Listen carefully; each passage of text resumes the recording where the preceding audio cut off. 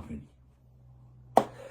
Notre voisin le Mali, notre voisin historique, frère, notre allié de toujours, celui qui était notre allié de toujours, le pays avec lequel on partage pratiquement 1000 kilomètres, voire plus de frontières, a décidé de se rapprocher des Émirats Arabes Unis, l'adversaire numéro géopolitique, le pays qui était aussi un ami à l'Algérie, et un bon ami à l'Algérie, un bon allié à l'Algérie, qui est devenu un adversaire redoutable à l'Algérie depuis 2021-2022, et ben le Mali et les Émirats se rapprochent ensemble, concluent une alliance, s'unissent pour narguer tous ensemble, les deux ensemble, l'Algérie.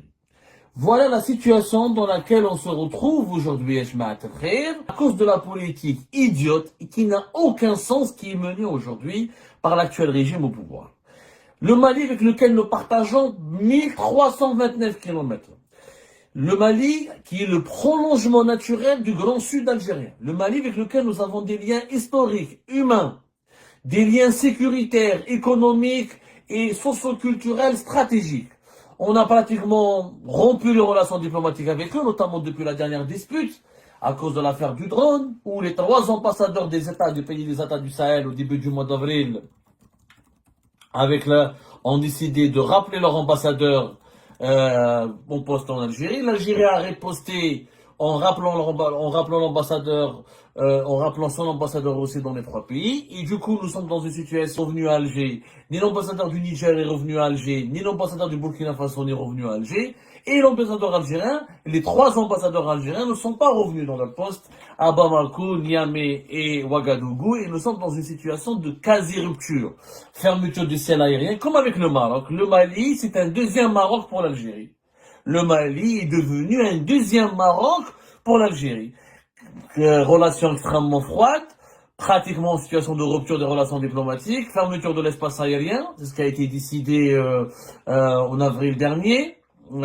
mois d'avril dernier, situation catastrophique, pas de confiance, des déclarations hostiles, le Mali qui accuse le régime algérien d'être le promoteur du terrorisme international, le régime algérien qui accuse les décideurs maliens de manquer de légitimité, d'être des mercenaires, d'être des esclaves au bord des mercenaires et d'être impopulaires et de n'avoir aucune légitimité. Nous sommes dans une situation conflictuelle, grave.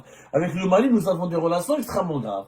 Personne n'en parle en Algérie parce que comme la majorité des Algériens et des Algériens sont racistes, il faut le dire, ils détestent l'Afrique noire et l'Afrique subsaharienne, ils narguent l'Afrique noire et l'Afrique subsaharienne, ils pensent que l'Afrique noire et l'Afrique subsaharienne n'a strictement aucune utilité, ils pensent que les Algériens se croient supérieurs aux autres Africains, ils pensent qu'ils sont plus proches des Européens que des Africains. Donc ce conflit diplomatique et politique que nous avons avec le Mali n'a jamais été suffisamment commenté, compris, bien analysé, contextualisé, ni pesé dans la balance du bon sens. La balance du bon sens qui est en panne. En Algérie, il faut dire la vérité. Qu'est-ce qui se passe alors? Le Mali décide donc de se rapprocher des Émirats.